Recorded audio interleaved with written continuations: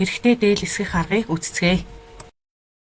За биенээс дараах хэмжилтүүдийг аав. Нэгдүгээр цээжний тойрог. За цээжний тойрог авахдаа хөхний цэгийг дариулаад далаар бүслээд ингэж хэмжиж аавна. Хоёрдугаар дээлний урт. Хүзүү сэрний уул зур цэгээс арын голыг дагуулад өмсөх уртаар хэмжиж аавна.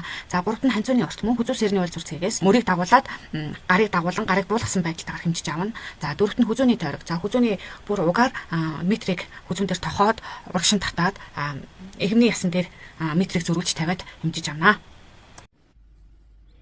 За эрэгтэй дээлээ хамтдаа эсгэцгээе.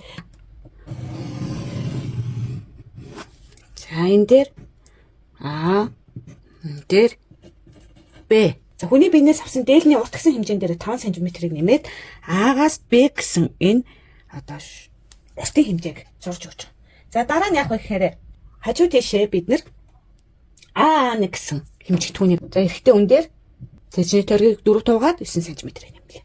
За үүний дараагаар А2 буюу ханцууны уртыг авна. За эндээсээ хэмжээд одоо энэ эхлэл А цэгээсээ хэмжээд ханцууны урт гэсэн хэмжээгээр зурж өгнө. За энэ дээр А2. Энэ А1 С гэсэн хэмжих түүнийг одоо авна. За энэ хэмжих түүн нь болохоор цээжний тойргоос хамаарч одоо олдог хэмжих түүн байгаа. За энэ С.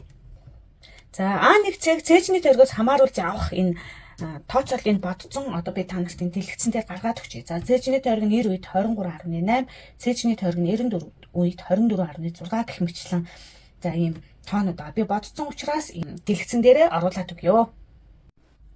За А1 цээжний тойрогоос хамааруулж авахад цээжний тойрог 94 гэхгүй 92 гэдэг дундуур нь одоо энэ дэлгэцэн дээр гарч байгаа тоо шиг биш гарах юм бол ер нь бол нэг 0.4-т бодоол дундуур нь авна гэсэн үг.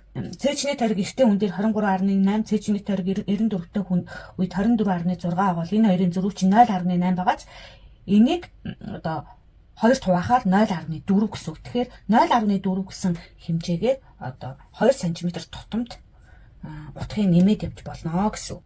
За А2D гэдэг ханцууны үзүүрийн үргийг бид нэр авнаа. Хэлнийхээ загвараас маш их шалтгаалдаг. 19 см-ээс эхлэл байж болно.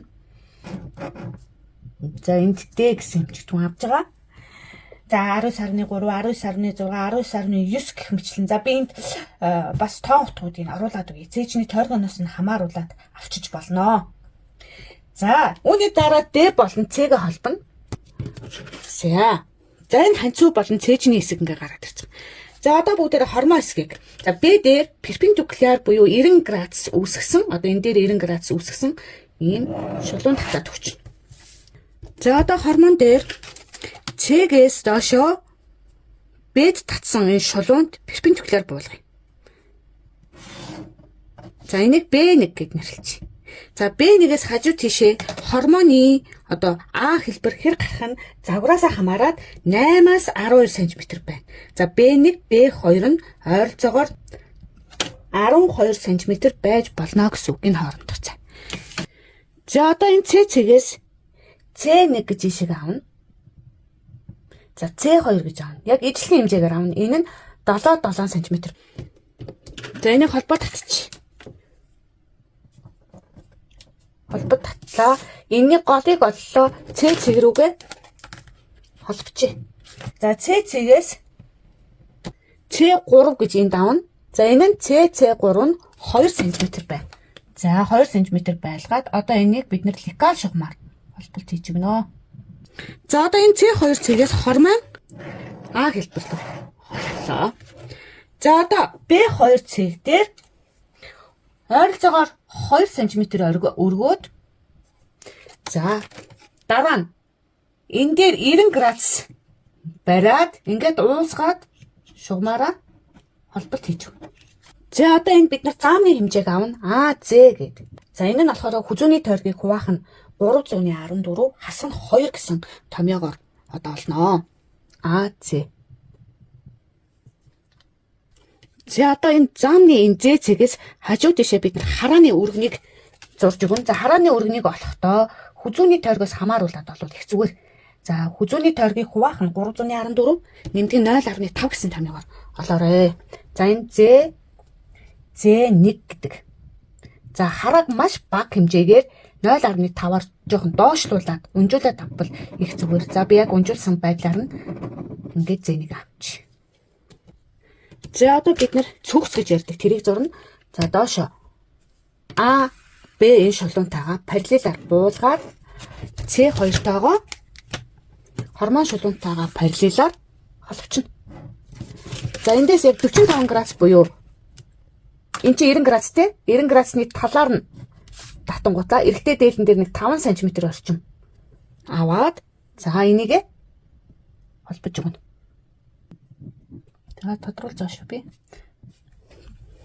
За ингэж зурх нь 45 градусаар татлаа. Тэрэн дээрээ 5 см хэмжиж авлаа. Холболтыг хийж. За бидний дээлний хэсгүүд бэлэн болсон. Одоо бүгд үндсэн шугамнуудаа гоё тодруул.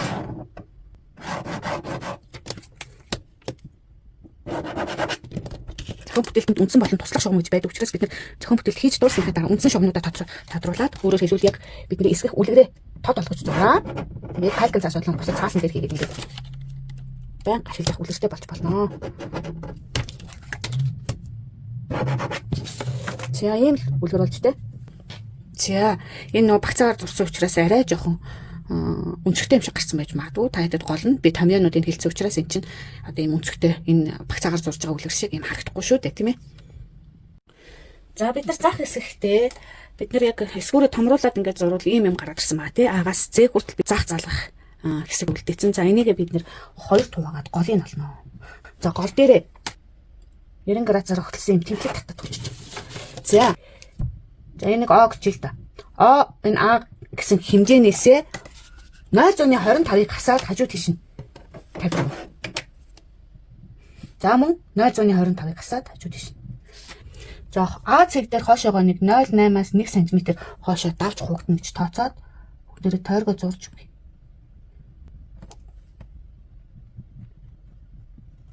За зээ цэг рүүгээ оруулаад сурлаа. За энэ дээр за энэ маань дотоод ингэртэй талахгүй юу? Яг зээ цэг рүүгээ холболоо. Энийг зээ цэгээс 1 см-ийн дээр ингэж холбоо. За энэ хойдол жоох юм хатгаад явж байгаад ингэж орж ирвэл их зүгээр. Ингээ за хэд дахин засаж зурсан ч болно. За бид нар ингэж зурсныхаа дагуу энэ бол хаачлах хэрэмгэн. За заах залах шалгах хэмжээг би ингээ гадна талаар нь зураад өгье. За улаанаар тодруулнаа. За энэ улаанаар зурсан нь бол захтайгаа бид нар шалгаж үзэх.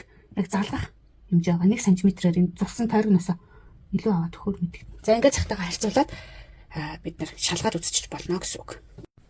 За тэгээ энэ захны платсан дээр хүмүүс ингээд бүх бүрийнхээ ухах нь буруу зөв гэдэг ингээ хоорондоо маргаад байдаг. Яг зохион бүтээгчдийн бичижсэн тийм эрдэм шинжилгээний ажлуудаас үзэхэд бол ер нь бол юм дугуй ухах нь ухахтаа мэдээж яг энэ хойтлын хэсэг дээр тэ нэлээд хавтгаа явж байгаад одоо яг энэ хоошоо дагуулж ухаж өгж байгаа энэ хэсэг дээр жоохон хавтгаа явж байгаад тэгээд ийшээгээ бүрийнхээ зурвал илүү зөв гэсэн зүйлүүд байлаа. Тэрнээс болоод яг Европ хувцсны захны эсвэр гаргадаг шиг хэлбэрийг заавалжгүй гаргах албагүй юм байлаа шүү. За би тэрийг бол нэлээ бас ухад өгч хараад уншаад алуугаар нь заавал зөв юм бэ гэдгийг л одоо илүү харсан гэсэн үг. За одоо бид нар зах зурх чаа. Нөх хүнийхээ хүзүүний тойргийн хэмжээг авч агаад талаар нь бүгд эхлээ зохион бүтээлтэй. За хүзүүний тойрог 50 байсан гэвэл 25 гэсэн хэмжээгээр ингээд авчнаа. За энийхээ дараа эрэгтэй захан дээр бол дээшээгээ 7 см байвал тохиромжтой. За 7.5 байсан ч болно. За энийхээ 3-1 3 хуваасны 1-ээс ийшээгээ 1 см-ээр одоо саяны татсан шугам дээр 90 градус буюу тэгш өнцөг бариад татсан дээрнасаа дахиад 1 см хоошлуулаад захаа налуу үсгэе. За энэ дээр захны хэлбэрийг зуръя.